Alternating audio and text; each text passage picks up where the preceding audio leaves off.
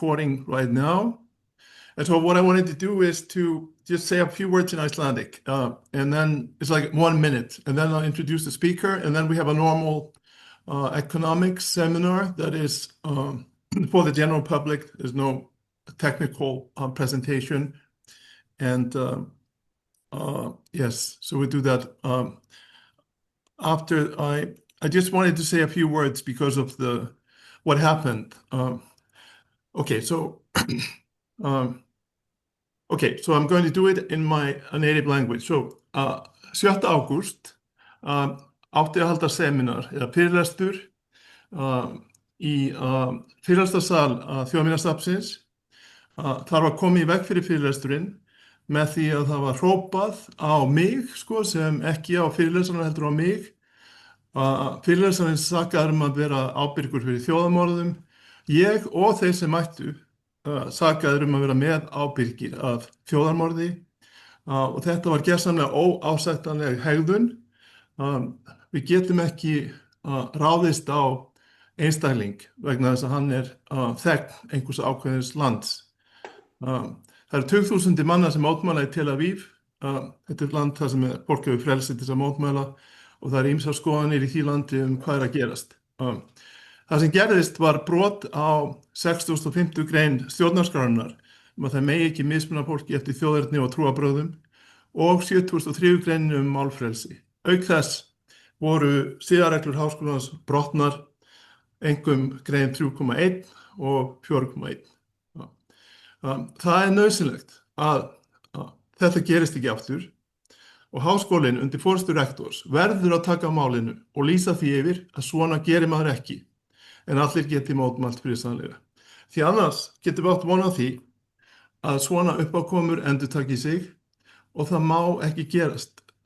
Hópar fólks mega ekki setja eigin lög og framfylgja þeim með valdi og brjóta stjórnarskrá lýðveldisins. Það var þetta sem ég vildi segja. Okay, so then I looked up Jill on ChatGPT. So who is this man? So here, he's an Israeli economist best known for his work in labor economics, migration, political economy, and public economics. Holds a PhD in economics from the Hebrew University of Jerusalem. Was a visiting lecturer at the University of Pennsylvania before joining Bar Ilan University Department of Economics in 1996. He has since advanced to become a professor of economics and held roles as Dean of the Faculty of Social Sciences. He is affiliated with ICA in Bonn, Cream in London, Glow in Germany, I think in Bonn also, and this is LDA in Milan, Italy. He is the associate editor of the Journal of Population Economics and the member of the editorial advisory board of the Open Political Science Journal. So his research is on migration, political economy, and public policy, and he has published in the best journals, very many papers, and is a recognized member of our community of economists in Europe, a fellow economist. So what I would like to do is to give you not the floor, but the screen. And so in the name of freedom of speech and respect for a fellow human being and colleague, I give you the screen. Thank you very much, and it's a pleasure to be here with you all. Thank you very much, Gylfi, for all your support, and I had a nice time in Iceland. Interesting time, learn a lot of new things. And I'm going to give you a talk, as you said, my field is labor economics, migration, etc. And since December 22, I've more or less moved into AI as well and started doing research. First of all, I'll give you a bit of background how I got into this topic, and then I will go over to the presentation. In November, we all know that in November 2022, ChatGPT came out, and there was a big change for the world. December, 22, Robert Uman, Nobel Prize winner in economics from 2005, came to the university, and I was dean, and I had to present him. And I said, how do I present somebody that won more or less 20 years ago, or so many years, Nobel Prize, and has been presented so many times? And then I heard that there's this thing called ChatGPT. And he said, maybe you can write me a song about him. So I asked it to write a song for me. The first song didn't come out too good. The second song came out not bad. I read this song as introducing him. I told him that this song was written specially for him. And afterwards I told everybody it was done with artificial intelligence. And since then, I've been following, I'm into AI, have research on AI. And for me, it's like a little kid in a toy store. I'm just enjoying myself all the time. I can't talk about AI at home. If I go out with my wife and with friends, I'm told not to speak about AI, because if I speak AI, I'll be talking without stop. So I'm always happy to have somebody to present AI with. I'm on different government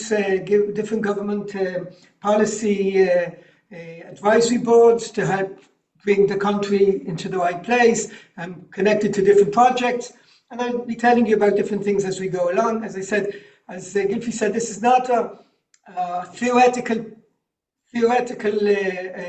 lecture. It's a combination of the results, different results we have, etc. So I'll start with the presentation. And of course, if you've got any questions that you want to ask me while I'm presenting, things are not clear. Now, one thing is important. I've got in front of me a 32-inch screen, which I see you all big. Here I've got a smaller screen where my presentation is. So if I'm looking this way, I'm looking at my presentation, and I'm looking this way, I'm looking at you. So if you see me moving from side to side, you'll understand why.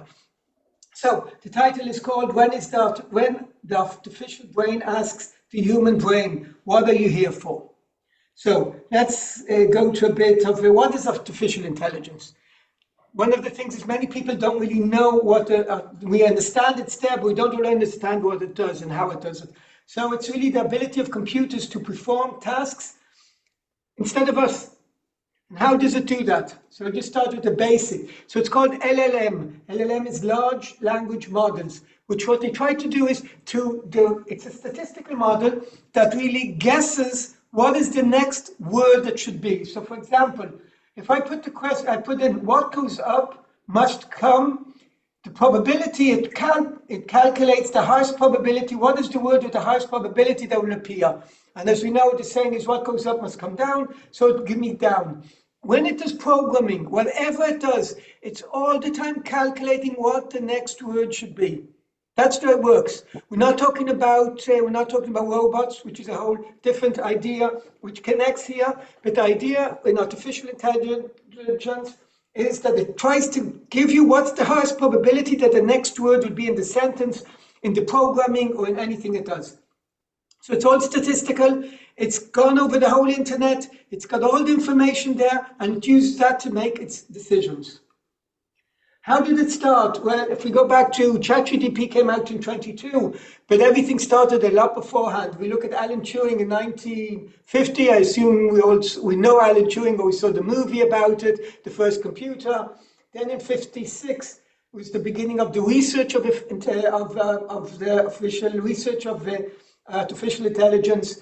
Deep learning started in 1980. I mean, the sequence is a lot more, but I just took out the main issues and I just put them in. And in November 2022, the LLM came out to the public for us people, because in the industry it's been working for many years, and it came out to us. Now, important thing I have to say is the whole presentation is created with AI. I was at this meeting that they had all very important people that were talking about AI, and the officer, in general, officer gave a speech and he put up a presentation, and then afterwards it was 38 experts, I was the 37th or 36th I talked, didn't know what to say, so I just asked him, how did he do his presentation? So he kind of says, well, I tried using artificial intelligence, but then I got complicated, so I did it by hand.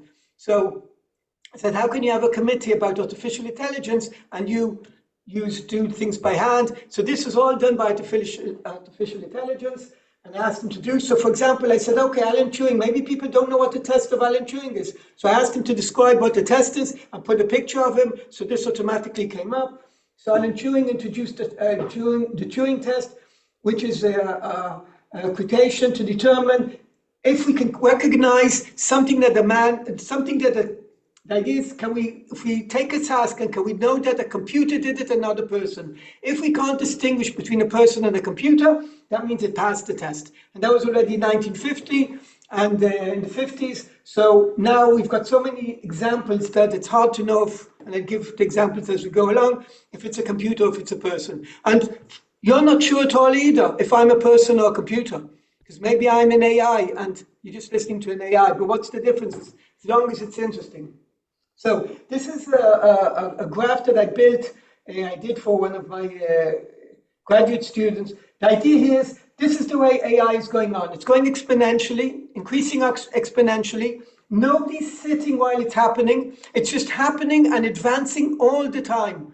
From November 2022 to today, when I first met it, or I presented it in December, it's a completely different world. It's just moving exponentially. Things are changing. I've got a good friend that he's an accountant, and he told me that every so often I meet with him and I tell him that he has to get into and learn AI. He said to me a few weeks ago, I don't need to learn AI because every time I meet you, it's progressed so much. So what do I need to learn it? By the time I wait for it to progress so much that I just go in and will do everything I want to do. And it's just changing. Things I did 2 years ago, a year and a half ago, seem completely so easy now, and I don't need to work hard as I did before. Anthropic CEO, Claude, whoever knows, he says we have no idea how AI works now. AI is already working, it's developing itself, which we don't really understand how things are happening, they're just happening.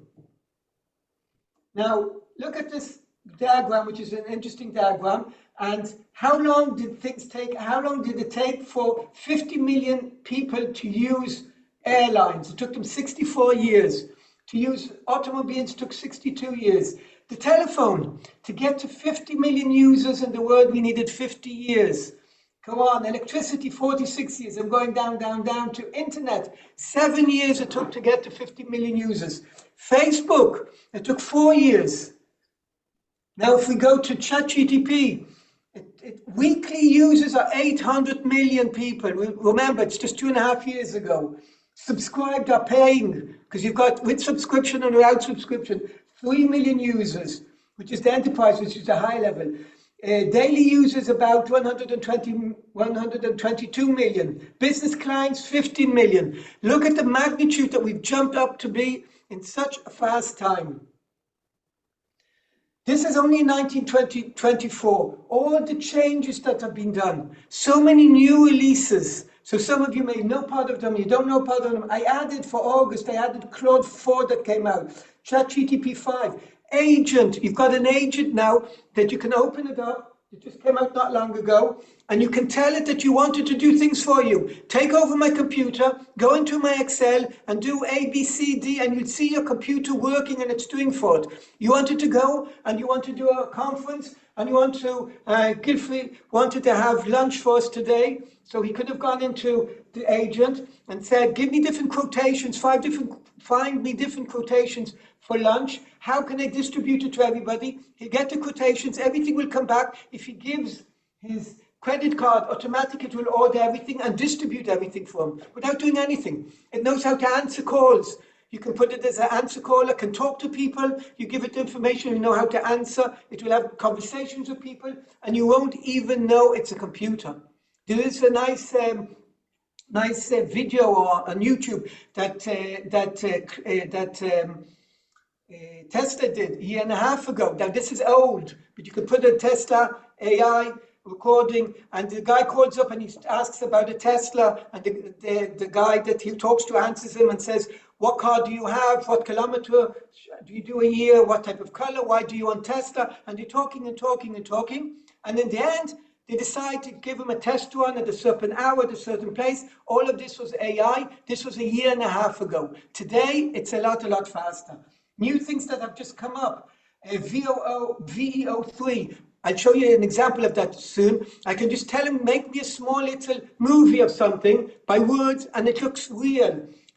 Yeah, we've got yesterday just came out, or 2 days ago came out, that I can take a picture and I put the picture on and I can change the background and change whatever I want on Gemini. And it does it in seconds, and you can't believe you don't need all the big powers that you had to change pictures, to edit them. You do it in seconds. Anybody can do it. Notebook LM, great for universities, great for students. You can add material, put up a lot of material. It will create you a broadcast of two people talking in any language today, in any language, explaining what's happening. We'll talk about it. You can interfere and ask different questions, and we'll go into more details. And it will do things, and it can now even do a small little movie presenting how the things work. So these are all just things that came out lately, and it's going so fast that it's hard to catch up. So as I said, the agent, I talked about the agent that came out a few weeks ago, and it's just making life's different changes, just takes over my computer and do whatever I want. You have to go in and fill out different forms in the internet, tell it to go out, give it the information, it will fill out all the forms, go all the scale, a lot of times you have to do something, click enter, then go on to the next, does everything for you. Manus AI is a very similar idea. It's done by the Chinese. It's quite superior a bit to the agent. It does a lot of things, but today we're going to talk about that later on. But China is competing against the Western world, the USA, and they're moving very, very fast. And all the embargo about the NVIDIA chips and everything, now they're coming up with their own chips, and the differences are decreasing, and it's really a competition. It's whoever gets to rule the world is the one that's going to have the AI in the end, the most best AI. Regarding ages, 60 to 70% of the people are between 18 and 24. Or I should have started from the top. More men use 54% of men use it, or 55%, 45% of women. The ages, the young ages are using it the most. That's between 18 and 24. 25 to 35, you see it's between 44 and 65. As you see, the ages are going up. Less people, a smaller portion of people are using it. We see it most in software development, education, businesses, etc. An interesting thing is research that came out in June, not long ago, the difference in the generations. Who uses and what they use and what do they declare. So it comes out that the young workers say that they don't use AI. The older workers say they use AI. And it's a puzzle. Why? It should be the younger ones that are using it. So if you go into depth into it, what looks like the reason is the young people don't tell you that they use AI because they don't want the AI to replace them. The older workers want to show that they're adapting to the AI. So they want to show that they've got the ability and they can do it, and they're using it, so they admit that they're doing and using AI. Revenues. Now, everybody compares what's happening with the AI revolution to .com. .com, a lot of money was spent in there, but there was a lot of things with nothing behind it. We can see that the annual revenues in 2024 was $3.7 billion. In 2025, it's expected to be 12 billion and even more. It's producing money. So maybe it's a balloon, but there's something behind that. It may burst, but there's still a lot of economic activity behind it. One of the predictions is that 85 million jobs will disappear. 97 million jobs will be created, new jobs. 54% of upskilling of workers. 43% will be adoptions about organizations. Now, the labor organization, International Labor Organization, last year said that there'll be jobs disappearing and would be less employment. Now they're saying the opposite. Now they're saying there's going to be more employment because of it. And in a minute, I'll get to the different type of predictions. So the big picture is that 60% of the jobs could be impacted by AI, 50% of the workplace tasks are in jeopardy, 15 to 30% of the work hours could be automated. So this is the future. These are the future. This is what we're thinking about. And I'm going to give you results, what's happening right now in the market. And it's all the time new research is coming out, and new topics are coming out, and new things are coming out. So I'm going fast. If I'm going too fast, tell me. I'll go slower. Just stop me. If naturally I go fast. So if I'm going fast, please stop me. And I'll go slower. Yeah. Acemoglu. Well, all the economists know who Acemoglu is. Professor, Nobel Prize in Economics. Well, he came out with this very important paper in 224. He says the following: no mass job loss is going to be expected. The AI is not going to create job loss or mass job loss. He used models from, let's call it from Cobb Douglas, etc. models, and he did calculations. He says 5% of the US job are at risk in the next decade. Most routine official jobs. And he goes on and says 1% of it's going to affect something like the GDP by 1%. So he's not predicting a lot of changes. He says that this is like the industrial revolution, everybody thought that it's going to take my job, machines are going to replace me, but in the end, people increased the amount of jobs that people have. So that's what he's saying, and I'll give in about a minute another thing that he says, but the bottom line is AI is direct disruption will be modest and limited. That's what he says. Now he's using what we call, I talked to other economists, and other economists are saying he's using the old models, the past, to reflect the future. But can the past, in this case, give us what the future is going to be, predict the future? So we've had this many times already. The past has changed. We can't use it for the future. When we went into the 2008 crisis, where we went into different changes in the economy, maybe he's right, maybe it's not, but still other models show different type of results. Now, a different result, a different thing that just came out, it's comparing before. It's a different diff model showing the wages and what has changed from 2019 to 2024. So we're seeing the changes that have happened. This came out in August 2025, very new paper, and it says that augmented AI, where AI complements humans, it complements. So AI can complement humans and it can replace humans. So where it complements them, there was an increase of about 41% in wages over this period from before the AI when it came in. Biggest gain, employment increased by 17%. So the AI is helping increase employment for places where, again, the AI is a complement, where it helps what we're doing. And the biggest gains are between young and high earners. Now, where it substitutes it, we see a decrease in 16% of employment, of wages, and 22% decrease of employment. So we see it's a good complement, but it can be a very strong substitute. This is from data. As I said, it came out, it's comparing before 22 to after 22 in a different model. Econometrics done very well. Here we see a very strong impact on the results. It says that it was based on 200 conversations. This is a different thing. This is done by Microsoft. 2,000 real communications, 9 months of work, 332 work activities. And what they say here is that sales and related has got a high probability of being changed and affected. Computer and mathematical decisions are going to have a high percentage. These are, let me maybe just go to the, here you've got more of the tasks. So you've got tasks that are going to want to change, and let me do it in simple instead of going through all these details. But the bottom line is following.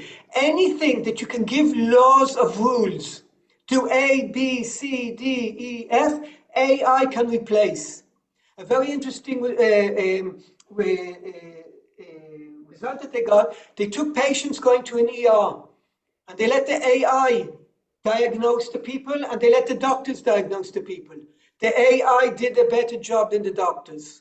Why? Because when you go to an ER, you go by a checkbook. You say, did you A, B, C, D, E, what's happening with you? The AI knows how to diagnose it very, very good when you give it exactly the limitations and you give it the questions. Doctors did a not as good job, and the patients preferred the AI to the doctors, because the AI is always pleasant, always talks to you nice, is never tired. And we saw that. There's a different research had that they let doctors use AI, and they saw that the doctors relied too much on the AI. They saw that the doctors were passing on incorrect diagnostics because they didn't check the AI. And that was the result that don't use AI, doctors shouldn't use AI. But as a researcher, I asked the following question. Did they check how many mistakes the doctor did without the AI? And when you look into that, you see there's a big percentage of mistakes that doctors do without using the AI, and it's not clear that it's less than what the AI did directly. So there's a lot of, here's a paper that came out in Stanford, talked about the Federal Reserve to become more efficient and forward-looking, but it demands careful strategy and management. Namely, it can affect the Federal Reserve should use AI tools to do predictions on what it does. This just came out, July, it just came out, I saw it 3 days ago. The idea was candeliers in coal mines. The idea is they used to take these birds down to the coal mines, and they didn't use the birds to help them do the work. But the moment the birds started seeing, you saw problems with the birds, you knew that there wasn't enough oxygen, or you knew that there wasn't enough, or there's some bad gases or something like that. And if the birds died, everybody had to go down the coal mines and leave it. And they said, okay, it's something you should use. The AI is something you should use and do. And this research is very, very new, came out from Stanford. It was Stanford. They said 13% decline of employment because of AI. As I said, this just came out this month, a few days ago. They're looking about people the ages of 22 to 25. We see the facts are young workers are declining. You've got overall growth in employment that substitutes where AI substitutes. Automation impact, we've got a strong automation impact, automating a lot of things. Firm level effects, employment declines remain after controlling for time shocks. Employment and wages are adjusting, employment is adjusting, wages are adjusting, and these results are robust to many, many different changes. So the facts provide early, large-scale evidence that AI revolution is here. So even that, as Simoglu said, we're not going to have a change. One of the things I think everybody understands and relates to is that maybe there's not going to be a big change like a Simoglu, but we're going to go through a period of time that a lot of changes are happening. Some people will lose their jobs, some new jobs are going to be created. In the end, will there be jobs left for the people? It's not clear, I'll talk about that in a minute. Or maybe there'll be an increasing amount of different type of tasks. But the period of time we're going through now is a time of a revolution of changes, that a lot of people are going to be losing their jobs and new jobs are going to be created. And till everything adopts, it's going to be a strong impact on the market. This is a paper that I wrote. I wrote the first 2 papers. Now we're finishing the 3rd paper about the Israeli market. This was worked with Mosaic. I'll just tell you maybe a word about Mosaic. I don't know any of you heard of Lemonade. It's a fintech American company. It's on the NASDAQ. And what it does is it's insurance. It broke the Guinness record in 3 seconds. It closed insurance dispute, and the owner of Mosaic, he's an Israeli, and he believes that most of the jobs are going to be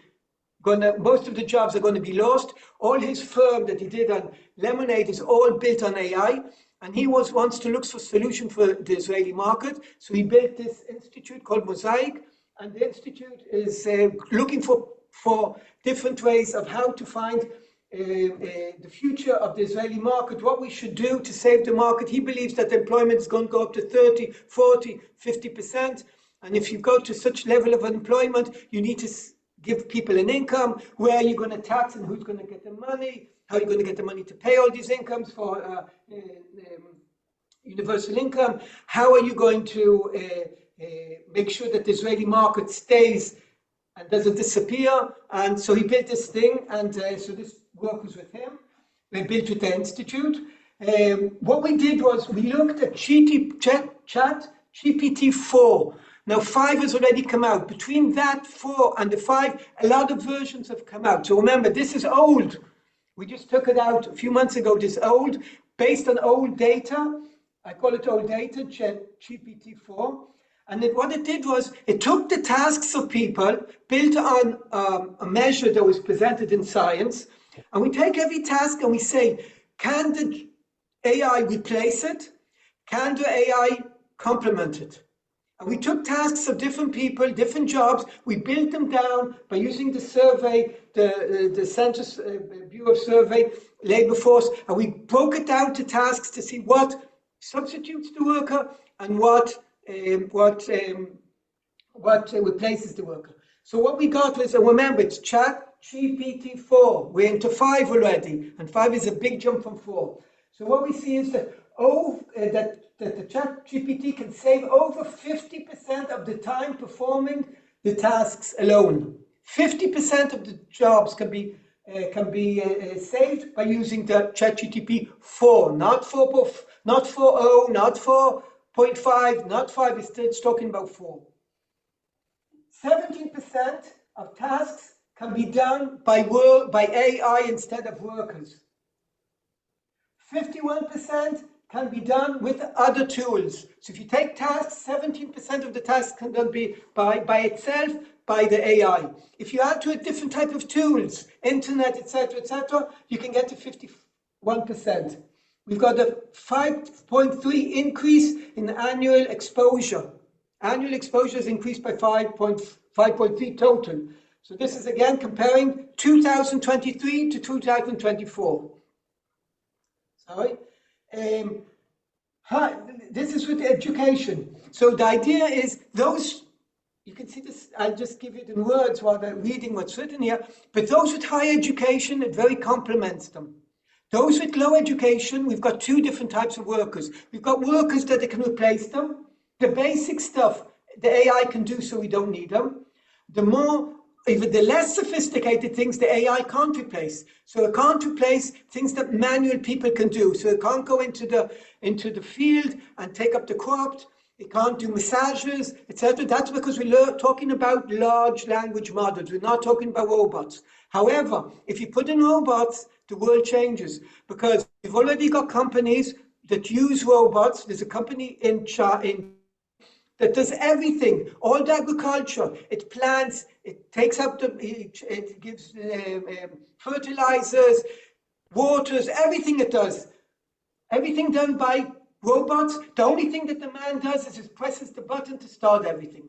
Now, you've got robots that look like men. You've got in Amazon, they've done a lot of things are done by robots. They just go and they work, their bodies are like people, and they're changing the whole way everything is done. You know, Tesla, I saw there's a lot of Teslas in Iceland. My first drive in a Tesla was on the way to the university. The first time when we went to give the presentation. I lost my telephone there, but I didn't enjoy the drive because I was thinking about other things, unfortunately. It was my only drive in Tesla. So all the automatic cars, think about it, when automatic cars will be working, you won't have any jams on the road. Won't have traffic jams. Why? Because when you put your leg on your brakes, it affects an hour and an hour behind you to the different cars. So if everything's working coordinated, you're not going to have any traffic jams. More than that, you don't even need what you call lights, green, red, white, because the cars will be going between each other. So life would be different. However, you could have a sabotage. If somebody takes over the system, we could be in a bad position. So for that, you've got a lot of companies working on how to secure everything. So we've got the low, the high. So there's kind of a paradox that the low people, it's replacing them. On the other hand, it can't replace them, depends what type of jobs they have. If I talk about, this is more specific about Arabs. For example, Arabs in Israel use less, they do more working in the low or the blue collar jobs. So that's not going to replace them so much. Women are in jobs that can't be replaced so much. There's a higher proportion of women that aren't going to be so much replaced, because it all depends on the job we choose. Women many times go into type of women jobs, men into men type of jobs. As we know from all over the world, there's a difference. There's about 2/3 of the income of the man is the woman's income. It's not because of discriminations, because women go into specific jobs, men go into different type of jobs, and there's a big difference in salaries. However, if we take men and women at the same job, everything's the same except the gender. There's about 6 or 7% difference in the wages. So there is some sort of a discrimination, but that affects the type of jobs that people are going to go into. Where do we see the difference? Where we see that's going to be big changes? Finance and insurance. AI can go in and do a lot of finance, insurance, accounting. That's one of the things as dean I made changes of. What happened was my last year as dean, I told all the departments to put a course in AI for each department. We have 14 departments, about 40% of the university. I wanted everybody to put courses in on AI. A month before the beginning of the year, I said, stop, take out the course. You're not going to put a course in AI. You're going to put tools of AI in each course. Because then you have to learn, and what you have to do is on the academic side is you have to take the syllabuses, divide them up and see what AI can do and what they can't do. And that we have to teach what they can't do. We have to teach how to use the AI to do it. Accounting is one of the highest things. High tech, all the programming. There's a big problem around the world that the high tech are not employing juniors because the junior's job can be done by the AI. So then they have a problem. How are we going to have senior workers if we're not employing the junior workers? So one of the solutions is taking students, using the AI and getting them to do the jobs of the juniors. Jill, can I ask one question? Sure.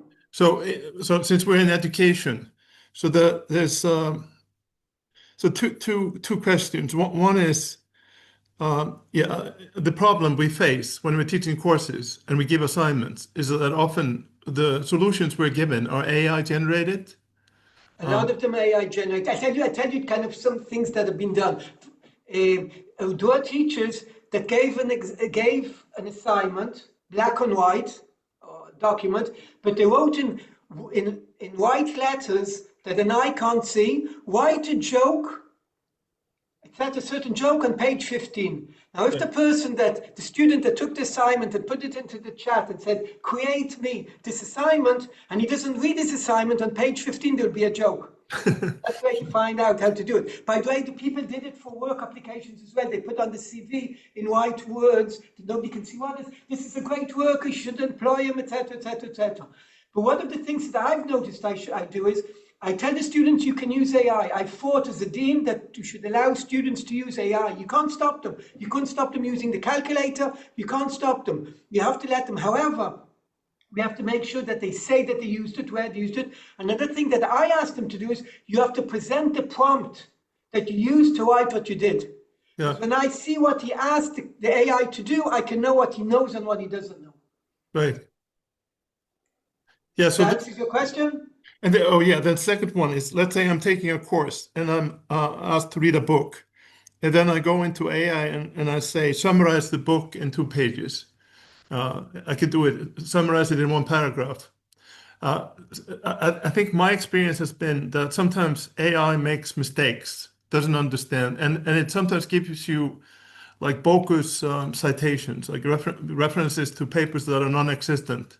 But maybe that's true. That's why we have to get to the other part, that you have to know how to use the AI in the right way. By the way, it can help very well. You can put up a book, put it into Notebook LM, and you can make a podcast of 2 people talking about the issue, and students can learn a lot better. That's why it can help us as teachers give a lot of students a lot of the information, and they can learn it, and things that we don't need to teach them, they can learn different ways. And we have to teach them how to think. We have to teach them how to be critical about what they're doing. Yeah. And of course, a lot of AI makes mistakes, and they have to check the mistakes. And that's right now the easiest way for us to find that they're using AI is because they make mistakes. So that's fascinating. So if you're teaching a course and it's a lecture and you're talking about a book, you can create a debate between 2 people on the topic of the book. Yes, very simple. I've got this group, a WhatsApp group, that I put up things about the stock market, and I just gave a small post about interest, compounded interest. So I gave a 15-minute talk about compound interest, explaining that it's like part of our life, and it adds to, and it brings in more information from the internet and gives a lovely things. I just gave about 5 lines, and I give a lovely podcast. It's going to replace a lot of the podcasts that we have. It's the Notebook LM. If you don't know Notebook LM, you have to learn it. It will help you. If you don't know Perplexity, for research, it does a great job. Helps us summarize and shows us if the literature, it gives us the literature. We can just click on the connection, and we'll show you if the paper really exists or doesn't exist. There are many tools that we as researchers can use, and students can use, and change all our life. Right. let me continue. So let me just, this is the age impact, etc. Let me just go on. This is the difference what happened in, this is education, and this is the impact or exposure level. From 2023 to 2024, we see that the exposure has increased by 40%. 40% by 2023 to 2024. The exposure is going exponentially. We can see here it depends on education, the higher education, the dark is the difference in 2024. Says that's the change since. Another interesting result is that we find that unemployed people today, you've got very low unemployment in Israel, but the unemployed people are people with AI that replaces them. The open jobs are where AI doesn't replace people. We can see it already in the unemployment market. Unemployment in Israel is low, it's 3-point-something%. But we see already the people that are unemployed are affected by the AI, and the opening jobs are affected by AI. You see it in the data. Now, what we see here is like an iceberg. We see this top part. But the AI is all what we have here at the bottom. And it hasn't come up yet. And now, this is something I got when I was in East End. We see all these lovely icebergs, and they tell you that what you're seeing is just a piece of the iceberg. It's all down. This is all coming up. We have to be ready for it. In practice, this is what's happening in practice. We're trying to move things. A guy comes and tells us, we've got something new for you. You can use it. But we want to go and use new technology, but we don't have time. And most of us say we don't have time to stop, use the technology and move on the stage. So we don't have time. And what we have to do is whoever doesn't do it has to stop, open up AI and start using it. I started by paying $20 a month for ChatGPT, forcing myself to use it. There's nothing I do today that I don't use the AI. Everything I do, I use the AI. I told you, this picture was created by AI. So I wanted to say, listen, we need a wheel could help us, but we don't have time to adopt it. And that's what a lot of people, and people that don't adopt it are going to disappear. So if anybody wants to know, this is kind of a division of the different tools. So after you're going to have it on the presentation. So different type of tools, what to use to different things. So different DALI you use for one thing, VO3 use for something else. You've got a lot of things that you use for different tools. So if this interests you, but this is Claude's Anthropic CEO says there's going to be a bloodbath in white-collar jobs. AI is going to create a huge, big change. This came out in April. Goldman Sachs says that 95% of the IPOs can be done in minutes by AI, while teams of workers used to do it for hours, weeks, and months. Now it can be done in minutes by AI. How do you write? What's the art of writing a prompt?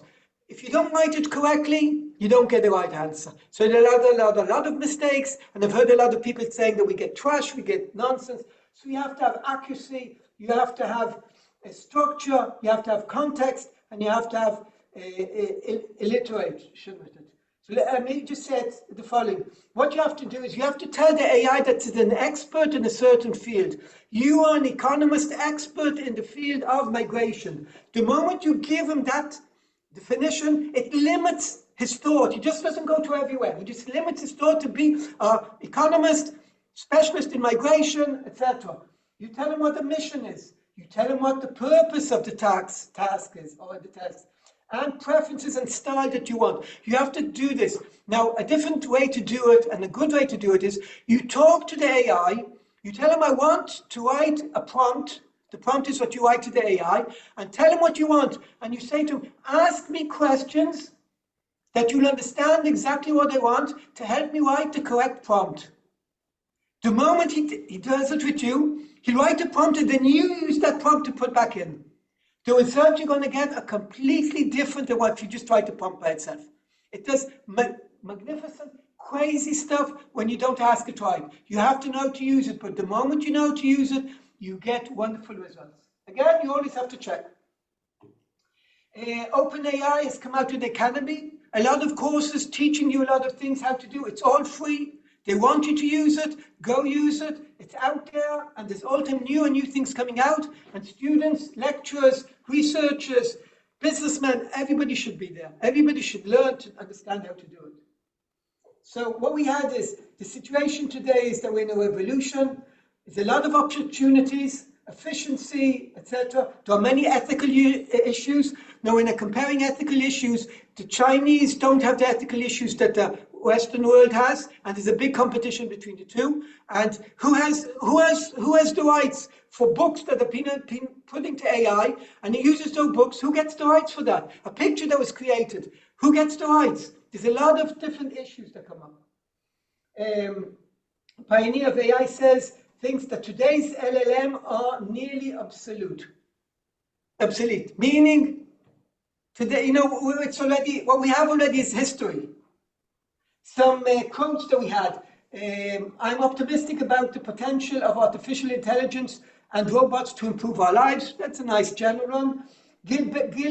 Bill Gates says artificial intelligence is going to replace all the workers inside 10 years. Inside 10 years, we're not going to have any work. So think about it. If we lose work, or many of us lose our jobs, what are we going to do? That's one of the things that Mosaic is working on. What will we do? So people say we go and have fun. But can people have just fun? A lot of people, when they go out to pension, the last day they can go, their life expectancy is earlier than somebody plans this retirement. So you have to fill your time with stuff. If you don't fill it, we've got a problem. I go back to Simoglu. Simoglu said that it's going to affect 5% of the workers. But then afterwards, that's on his research paper. But afterwards, when he was asked, he said, I'm hugely uncertain, and they are just guesses. Everything he said was guesses. He says that what he presented, the 5%, is still a guess. He believes it, but it's a guess. So it's still a black box. So it goes from increasing the employment all the way to no employment. And there's another theory that says all the big companies like Amazon, Google, OpenAI, they're going to rule the whole world. So we're going to have 4 or 5 companies that are going to rule everything. And the AI is going to do most of the jobs. And we're going to be sitting aside, and we're going to have economical problems. We're going to have to decide who gets what incomes, how do you give people income, how do you tax companies that you're going to have to pay these incomes. So if Amazon is stated in the States and in Israel, you're getting services, how do they pay taxes that you can pay the Israelis or whatever, an income, etc. It's a lot of problems that I'm on committees to try and find different solutions, or to try and get the country or the world ready for it. So the developments, now we've got even another extreme. Don't know if you ever heard of Eliezer Yudovsky. He's a pioneer in artificial intelligence, and he says if we don't stop it now, it's the end of humanity.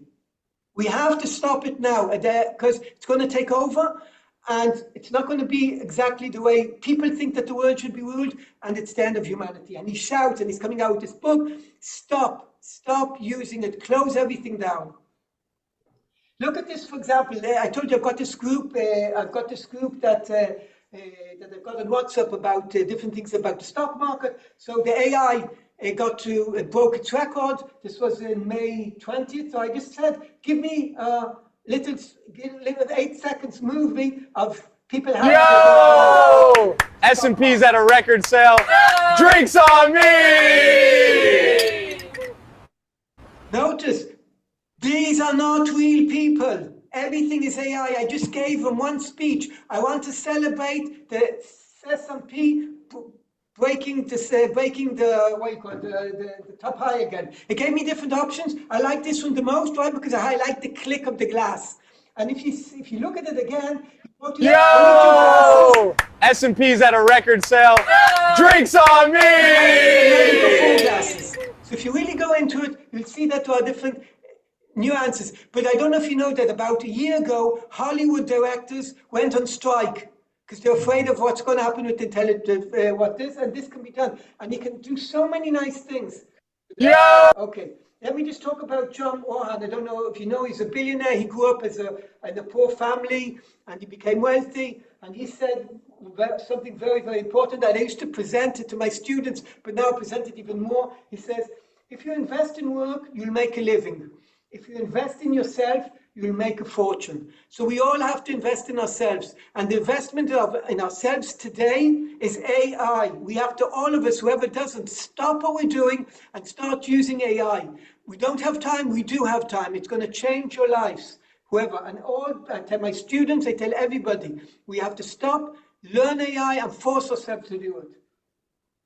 Here's and I'm going to different types of ads or stuff that were presented in the papers. This is a director who's looking for CEO. And he says, I'm looking for a CEO that doesn't use Google. I don't want him to search the internet with Google. He can use Gemini, but not Google. We don't search the internet with Google anymore. Whoever searches the internet with Google, it's old. You search it with Gemini. And he gives out what he wants. This CEO is going to replace 10 workers. Not one worker, 10 workers. And he writes it in the ad.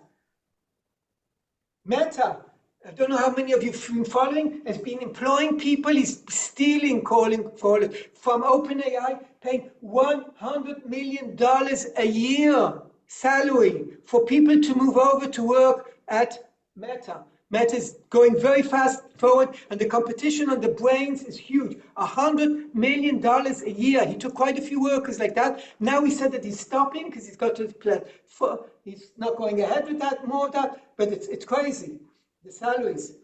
AI has gone beyond human knowledge, says Google DeepMind, head of Google DeepMind.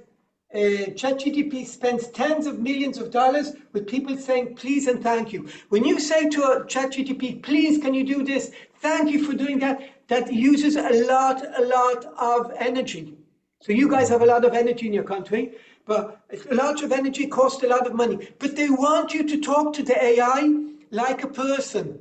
And they're willing to pay the price, because when you talk to it like a person, you're going to get better results than if you talk to it like a machine. I've got an argument with my wife. She's a psychotherapist, and she says it's not going to replace psychologists. So I did a very interesting thing, and whoever works with ChatGPT can do it. It's got a memory about you, and I said to it, describe me, tell me things about myself that I don't know. So I wrote this nice paragraph. I look at it, I said, that's not me. I showed it to my wife, and she said, oh my God, that's exactly you. So will it replace psychologists? Well, now we already know that psychologists' work that we've been done, if you take people, a lot of people are thinking of maybe committing suicide or not, and they put posts up and everything. If the AI analyzes it or psychologist analyzes it, they had a 95 correlation. The AI did as good a job nearly as the psychologist. But can I ask you one question? Yeah. So there was a case where someone committed suicide. I think it's suing it in the United States now. Yeah. So, but I think my experience is when you consult AI with if you do that with personal problems and so forth, it is not like a human being. It's always sympathetic, reaffirms your beliefs, and doesn't challenge you. I mean, a human being can challenge you, say, okay, now, you're full of shit. That's true. It's built, first of all, you can tell it. You can put it into, you can put how you want it to work. Always contradict me, find where I make mistakes, and don't always praise me, etc. Now, if you want to do a good job, you put up something and you say, I disagree with you. Don't say that you disagree with him, Gilfie. Yeah. Say that my friend Gil disagrees with you. The moment you say that Gil disagrees with you, he's going to fight you or to explain to you why he disagrees with Gil. Yeah. If you say that Gilfie disagrees with you, oh, you're probably right and whatever. Right. Because he wants you to feel good. So you have to know how to ask the questions in the right way. If you ask them in the right way, you get it. There's all these tricks, but slowly, it's going to change. It's going to be different, but true. Now, my wife says that you have to have a human that's going to talk to a person. It's hard to do it over the screen. So if you pay $100 to talk to a psychologist, so sometimes it's going to be a lot easier for you, for the basic things, to go to the AI than to go to a psychologist. In Japan and in China, they've got AI robots that they're putting on them human skin. You can't distinguish if it's a person or not. It's frightening. And there's a case that the guy was writing and talking to AI, and he believed already it's a person, and he made a date with this woman, which is the AI, and he was meant to meet her at the place. On the way, he was driven over by a car because he was just talking to her all the way, but he believed already it was a woman. Yeah. Let me just go on. I don't have a long time, but just got a few more things that we said. The mathematician or AI mathematicians could transfer the whole of mathematics. Google's DeepMind says that mathematics is changing a lot of problems. A CEO manager says, you want to recruit a human talent? First prove that the AI can't do it. So if I want to recruit somebody, I have to first of all prove that AI can't do that job instead of the person. Researchers are amazed. This was, I told you about the doctors, that they did a better job than the doctors. Tell you about that. Let me just kind of do thousands of, this was a broadcast, a radio broadcast in Australia. A whole week, there was a radio broadcast in Australia, talking to people, ringing up, putting them online, music and everything. After a week, they let them know that everything was AI, it wasn't a real person. Nobody knew. Nobody knew that was AI. Everybody thought that it was people behind the microphones. It was students who were in the States were suing to get back the tuition because they said that they're using, it was in Northwestern University, that the teachers are using AI and we paid the teachers to teach us and not the AI to teach us. So they're suing to get money back, fees back. This is Japan towards the United States, and we see that Japan is getting very close to what's happening in the United States. And who's going to rule the world? One of the theories is whoever's going to rule the AI, whoever's got the advantage. And that was one of the reasons, I think, why Trump allowed NVIDIA to start selling back the chips to China, etc. Because the moment they stopped getting the chips from the States, they started creating their own, and they had a lot of increase in their. The next generation, this is Sam Altman, they talked about ChatGPT-5, said that the next generation may reach artificial general intelligence. Artificial general intelligence, whoever doesn't know, it's the man and the computer going together, being one. He was talking about ChatGPT-5. ChatGPT-5 has come out. I believe that they came out too fast because of the competition. They came out too fast, hasn't done a good job. There's a lot of problems, but they're fixing it, and now he's talking about Chat 6. Let me just, one more thing here. This is a first human trials of AI designed cancer drug scheduled to start soon. A drug that was fully created by artificial intelligence, not man, no scientist, the artificial intelligence created it. Now they're starting human trials of the medication. So optimization and, okay. This is AI models achieved gold medals at International Math Olympics. So you've got these Olympics that you have all the mathematicians, they put in the AI, they got a gold medal, competing against people. This is something just new. We talked about OpenAI is updating chat to better support users in mental distress. This is from 27th, yesterday. I put it in because of what was just came out in the States, what Gilfie just said. So let me just go. So you have to master AI or be mastered by it. So we have to take over AI or AI will take over us. And this is just the beginning. And believe me, I've given this presentation for a long time. And every time, and I've got hundreds of slides, and all the time updating and updating and updating. And if I show you the stuff I had a few months ago, you say, wow, that's what was a few months ago. And now it's completely different. So I promised to finish by 4 o'clock.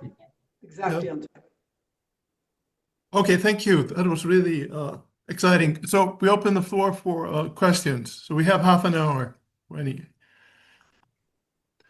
Anyone wants to start? Yeah, Gilvi, can I ask? Yes. So, Jón Atli Benediktsson, professor at the University of Iceland. And I've been in the field of AI since the 80s. I mean, the neural networks, you briefly discussed that, deep learning. And I mean, it sorted my PhD out at that time because I was working with so complicated models, statistical models. It was so difficult. I needed to do something that was I mean, more general in a way. But we always had this problem that you needed the data, lots of data, and now you need big data. you needed computers, and I mean the computers have become better and better and better. And then you needed the algorithms, and the algorithms have become better and better and better. And in my field of image analysis, remote sensing, and also in medicine, I mean, we are still struggling. I mean, this discussion of generative AI, I mean, it is an explosion now, and we see that. And what I was surprised at, and you discussed this, how quickly this happened. I mean, November 2022, and off we go. And I was not aware of it. I was asleep. But in my field, we still are working on models, and some have large language models and so forth.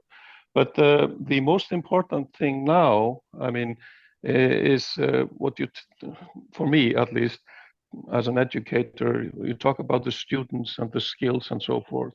A few years back, everybody was talking about the fourth industrial revolution, and you needed the skills, you needed critical thinking, you needed teamwork, you needed innovative mind and so forth. And now we can say AI is sort of sorting many of those things.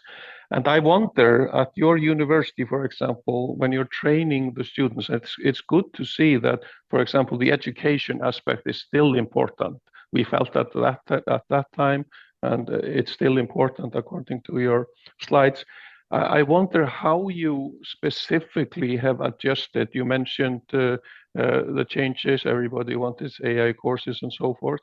How you have adjusted your education at your university, and secondly, how do you prepare the students in the sense, do you have any available AI, or do you just tell them that they need to take care of it themselves? I mean, I don't expect you to give them computers, so they probably need to also get the software, ChatGPT or whatever.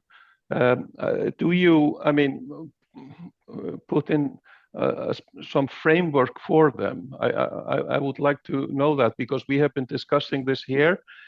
Is there something we can help the students with? Because definitely our job is also to teach them how to use AI at this point, but we don't know what will be in the future. So the critical thinking is also very important, and the skills. Just a few comments on this. First of all, critical thinking I think, is the most important thing. As I said, we wanted to put in a course of AI, and then I stopped at it. It's changing so fast because, I mean, as you know, it's been in the industry for years. It's not new, but it's come out tools that just anybody can use them, and that's what's made the big change. Now, last time I did programming was when I was in university. I think graduate student. Otherwise, I use all the packages. I programmed thousands of lines to make different applications for my students, and just by telling the AI that I wanted to do it, it gave mistakes. I had to argue with it to find out where the mistakes were. I didn't write one line of programming, nothing. Thousands and thousands. It takes data from the internet. It does everything for me. But I had to be critical to understand how to find the mistakes. So I did everything, and I just got these lovely applications that I didn't. Everything was done by AI. Students can do it. So I've got the universities today are working very slowly, even my university, and they shouted out. They had this big, beautiful bot that they did, that all the teachers put in. The teacher puts in all his information, and the student can talk to it and get information out, etc. And they presented it in the Senate of the university about a month ago, or 2 months ago. And then I just said, now they did it in Hebrew, because these tools weren't in Hebrew. And they said they worked on it months. I said, do you know that Notebook LM just came out in Hebrew? He said, yes. I said, yes. Now you don't need it. What you did, the budget you did, you don't need it anymore. It's finished, because the Notebook LM does everything for you. So true, we have to be up. I told them that they have to take the syllabuses, divide it into parts to see what AI can replace. But it's all the computing engineering, for example, they have to change everything. And they're moving it. The problem is the universities are behind the industry. The industry is working faster than the universities, and the universities have to adopt. Stanford is doing a very, very interesting program. I'm pushing my university, but I'm not dean anymore, so I'm pushing it through the nation level. But We have to, now the $20 subscription is really nothing. And universities can come to an agreement with Microsoft or with OpenAI or with Google, and they give these different plans that you can get for students and do a lot of things together. And they want to, because they want it to go in to be part of their lives. But there's a lot of things to be done. I fully agree with you. And we're running after ourselves, because by the time we do something, something else has come out. I did pictures for Sell Money 2 years ago. I used one of the AIs that does pictures. I worked hours and hours on each picture. Add this, take that out. Last year, when I finished my last Sell Money, I just went into chat and everything was done. What did I work so hard the year before that? But now I'm working hard. Probably next year I'm going to say, I worked so hard now. Whatever. Thank you. I hope I answered your question, but you had a difficult question which I didn't really have an answer for. So Yeah. Okay, so the next question comes from Ragnar Árnason. Thank you, Gylfi. And thank you, Professor Epstein, for a wonderful talk. I'm not an expert in this area at all, but it strikes me that AI is just another tool, just like, let's say, writing and reading, mathematics, etc. And it's a very powerful tool relative to where we stand today. So I think it goes without saying that we have to teach our students at all levels of education how to use that tool, which is basically what you said as well. Then we come to the question, can we master AI? I'm not so sure about that, whether we can master it or not, because we don't really understand how it works or how it could work. And one thing you didn't mention that is also sort of intriguing is that people who want to master other people or manipulate other people can use AI for that purpose. So from that perspective, AI becomes a weapon. You didn't mention that. Would you care to comment on that aspect of the entire issue? I agree with you. First of all, I said that there was something said stand up to humanity at all. You know, if stand up our lives at all, because it's going to take over. But true, there is bias.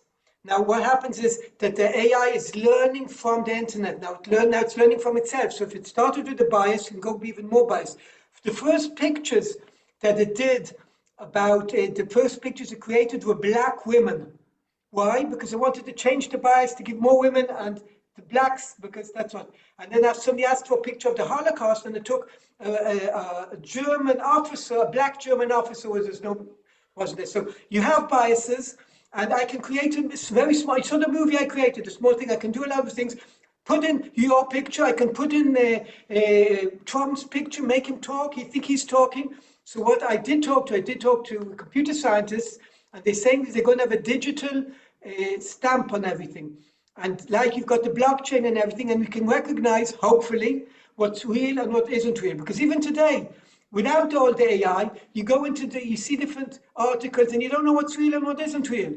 And what was it? X had these 2 fees that they paid to get it, to make sure if it's verified or not. But it's making life a lot more difficult. I completely agree with you. Okay. Hopefully you have to use the AI to get it. Use the AI will create us tools to be able to do it right. Hopefully. Okay, next question from Helgi Tómasson. No, you're muted. Oh. An introduction to disruptive systems. Do you hear me now? Yes, now we hear you. Thank you very much for your talk. I have enjoyed very much hearing you. And my basic question is, why is it called artificial? Because I've been programming computers for 50 years, and I had this book here from 1976 and a course, and it's about data-based systems. And what we were doing back then was basically sorting, computer files, indexing them, and finding a string in them. And since then, I have learned about, proof generator in mathematics and some symbolic algebra programs. And these are all algorithmic sciences. And basically, my impression is that what you call artificial intelligence is not at all artificial. It's just that we have more data than we used to have, and we have more powerful computers. Do you think I'm all wrong here? I fully agree with you. I mean, the way it came from artificial intelligence, the idea is that it's taking all this data and putting it together and giving us a higher level than we had before. That I don't know why they took the artificial intelligence, and that's what it's called, where they took the AI from. But I agree, it's all algorithms, it's all statistics, it's all computers. Now that we've got the strong computers with a lot of energy, because even you need a lot of energy. So, and with the energy, with the data and everything, they're able to get out what they get out. But why they specifically call it artificial intelligence, I think I understand, but maybe I'm completely wrong. Okay, thank you. I'm a professor of statistics, by the way, so I distrust neural networks. That is not my field. I fully agree. I mean, my degree is I have a PhD in economics and statistics. And it's all, as I started with it, if I showed you, what's the probability for the next word to be? And it does it in programming and does it in everything. And it's all probabilities. Yes. But because it's such big data, it's doing a good job. It's amazing what it's doing. And it's not new, but it's new that it's been given out to the public. Yeah. You could use we call it artificial intelligence, or the different models you have, because you're a scientist, you had computers, and you knew how to do it, and there was a lot of work for you to program it. Today, it's done by speaking. I just speak to it and ask it to do stuff by words, and I get the results. I don't have to do a high level. By the way, what they had was, when we write something, it's called a prompt. So at the beginning, when it started, you had new jobs called prompt engineer. Who knows how to write the prompt the best way? New jobs came up. Very fast, these jobs were not needed anymore, because you can just talk to it in specific, simple words, and it'll do what you want. Yeah. Okay, next question by Jón Atli. Oh. Thank you. Just to weigh in on this naming. I mean, in the 80s, we used to call it computational intelligence, and that is a society of IEEE. That's computational intelligence. But I mean, artificial intelligence is sort of a buzzword. I mean, people like to use it, but I mean, I can agree with some of the points made.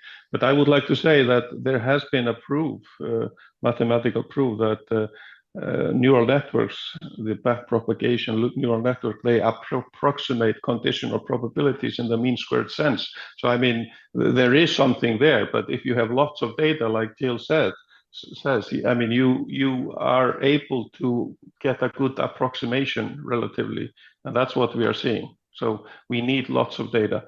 But one thing I just would like to add in the medical sciences, and Professor Epstein, you mentioned this, I mean, the use of that, and we see many medical doctors use it for reference. I mean, they always make the decisions, and they are responsible. And if there is a mistake and they base it on the AI, that can be problematic.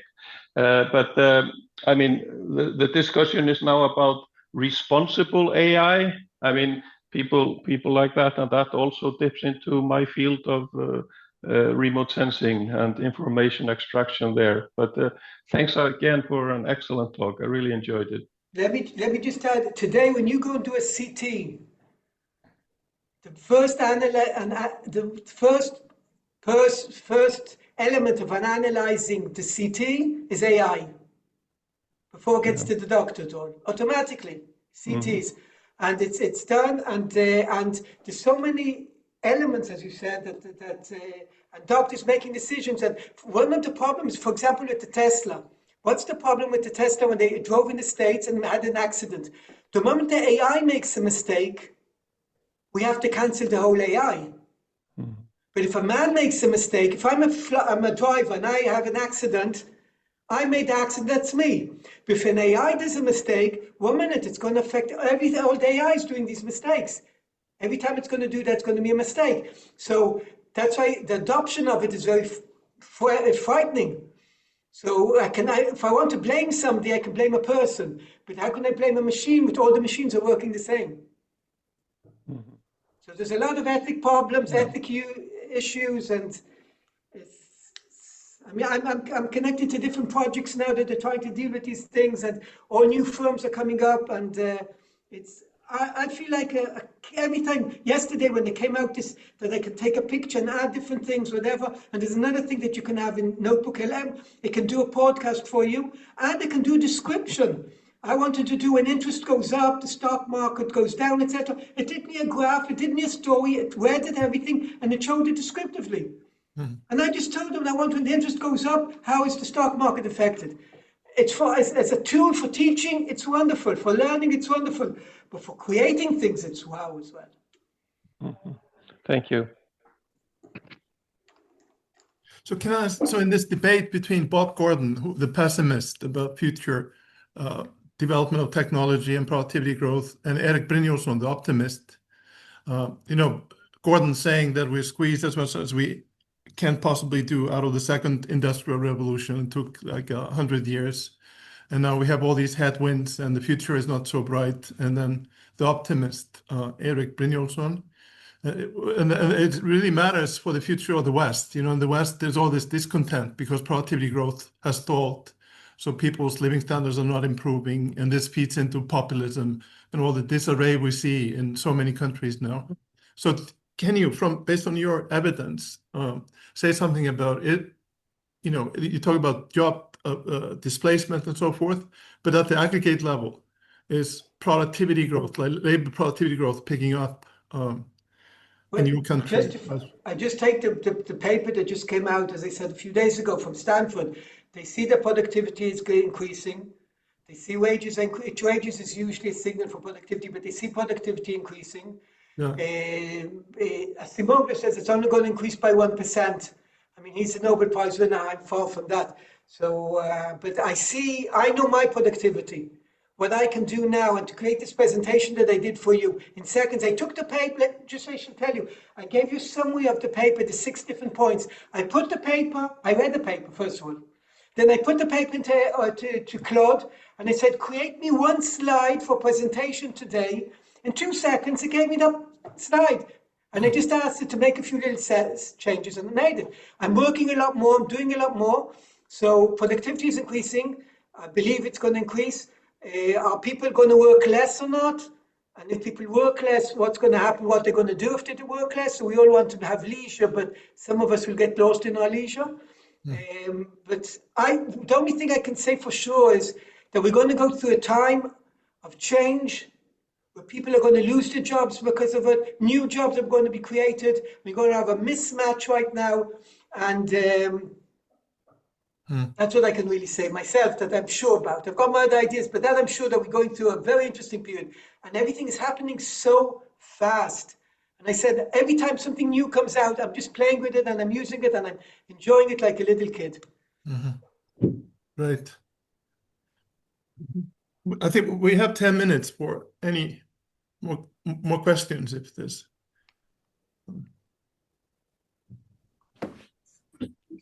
I'm just very happy with the speakers. So I state that. So in terms of, I think you touched on the threat to democracy, that someone who wants to, we talk about the West being in a fragile state because of low productivity growth and discontent, and then foreigners, not so benevolent states, can probably use this to create a lot of disarray. I mean, they can make anyone say anything and spread it on the internet, right? So we never know whether it's a human or a person who says something. I don't know if you've seen that you have you've got Bill Gates and you've got what's his name from Tesla, and all these big people say that you've got them on. I've seen them. You see them talking, explaining to you that they've created a robot to make money on the stock market, and they can give you advice and everything, and it's not them. Yeah. Somebody even did something about me with my group of stock market where I've got to give. I don't give advice. I just give different things that are happening, analyze. No problem. But so I talked to this scientist at the Tel Aviv University, and he's working on it. They said they're working on a stamp that you're going to have to be able to know if it's real, true, or not. We're going through a period of time that it's going to be a lot of unclear, but at the end, we're going to have a state that you're going to know some sort of a human stamp that says this is something real and hasn't been like the idea of a PDF. They created the PDFs that you won't have to make changes to a document. Today, I can take the PDF and I can change it. So after that, they did that you can close the PDF and sign it that nobody can make any changes. Right. So all these things are developing. So new jobs are created. Yeah. All the hacking people, they're going to hack stuff and do different things. So the cyber and everything. So these are areas that are going to develop a lot more. But they have to be very, very careful. I mean, if you hear Trump saying something and it just goes wild and he didn't really say it, it can make riots and can make many, many different things happen. Can I comment a little bit and maybe ask a question? I was just wondering about the economic implications here. So I think we can take it for granted that with AI, total production will increase in the world. So the world as a whole will become richer. And then the question becomes, how is that increased richness going to be distributed?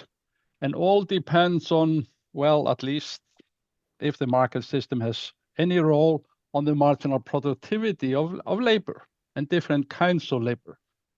So like you pointed out, in economic terms, it depends on whether the technology, AI, is labor saving or labor augmenting, basically.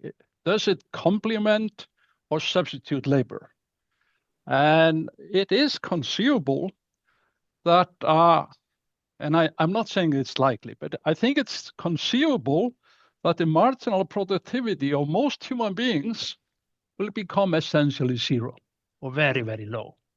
In which case we might see a totally different world, not only in terms of AI, but also in terms of population in, let's say, a century or so. Would you care to comment on that? I've got this big argument with Daniel Schreiber that I told you he's the owner of Lemonade. So he said the marginal productivity is going to go to zero, but the guys that are working, the marginal productivity are going to infinity, really, right? So you've got this. If I'm thinking about the world that the AI takes over, so you're going to have a few companies with not a lot of workers that will make a lot of money. All the rest of the workers won't be working. As you said, they're going to have zero marginal productivity level. They won't be caring. So what are you going to do? What's going to happen is, so you're going to have equality between all those that don't work and inequality to those that do work. And we're going to have a big problem. And then who pays? So the idea is to give an income, a basic income for everybody. If you work more, then you're going to get something else. If not, me and you are going to have the same income. But the cost of you producing products are going to go down very rapidly. Remember that if the marginal cost goes down, so we're going to have products that are going to be very, very cheap. So we can have a higher standard of living. And it's a philosophical question, what's going to happen. But what about the division of income between capital owners and workers? So the capital owners are going to be those that are going to have all the money. So right now they say 5% own 95% of the money. So that's going to be 0.000% are going to take 99.999 of the... But the workers who keep their jobs, they're going to be paid highly. Yeah. So if I'm the one who benefits from AI, I'm sort of a capitalist because I own capital, which is AI that I can use. But I'm employed by someone. So it's the people who employ me, it's the skilled workers who can use it, and those who lose their job. So it's if there are three, well. Yeah. But remember what's happening is, another way of looking at it is in the industrial organization, we've got a few big companies, and they're going to start taking over. I mean, because now Google can do podcasts, can do movies, can do analyzing different mathematical problems. Everything is going into maybe 3 or 4 main firms that are going to rule the whole world. Well, that's awesome.